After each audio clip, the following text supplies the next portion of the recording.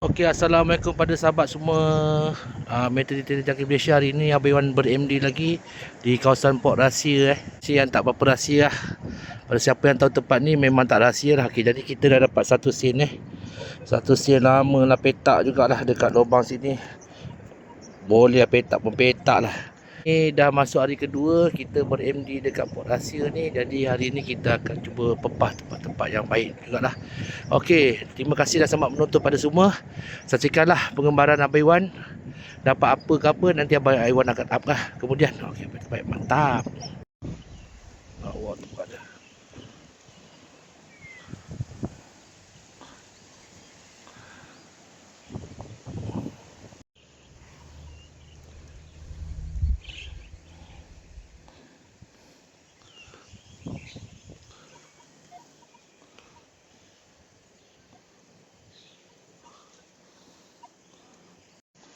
Jamban lama. Jamban lama. Jamban lama.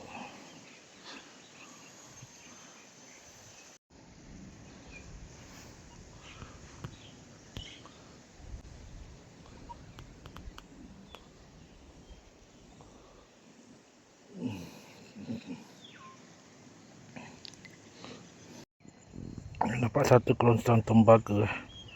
Tembaga lama. Kawasan tembaga lama cantik ni. Tapi rosak, sayangnya rosak. Tembaga lama. Tak. Timah. Timah bulat timah. Timah besar ni. Timah besar tak tahu apa kegunaan timah ni lah. Macam tampang tak. Satu sen petak. Sen petak tempat tak ada barang sangat tapi okey lah. Jadi boleh kulit-kulit. Kita dapat satu duit cantik. Cantik sini.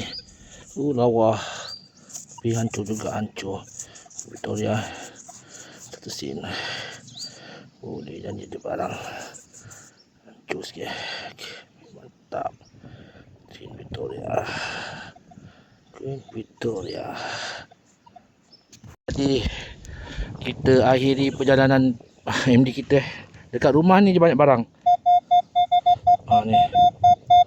Semua duit petak. Tapi duit petak kondisi paling cantik. Cantik Tanah cantik gila duit petak. Okey. Jadi yang ni last day kita ber-MD dekat kawasan ni. Jadi kita dah nak balik ID kat sana, kat kereta sana. Jadi kita tengok kita akan tengok apa hasil yang Abang Iwan dapat selama sejam lebih main dekat sini lah. Okey, jom kita tengok. Petak je, petak. Lambat-lambat dia petak dekat rumah ni. Orang kaya kot ni rumah ni. Okey. Baik, mantap.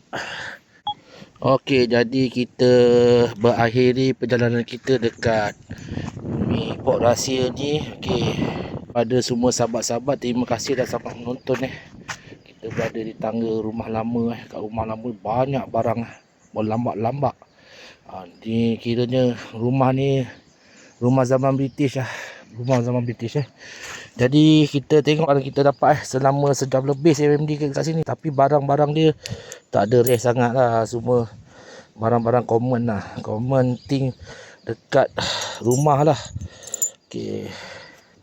Jadi ini sajalah barang yang saya dapat selama kita MD kat sini beberapa jam juga Dan saya tak lupa juga saya kumpul item daripada tembaga Tembaga dah satu macam timah. Timah lama kita tak tahu apa benda, kita simpan je lah.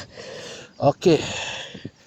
Jadi terima kasih dah selamat menonton Jadi ini ke part 2 dan juga last lah.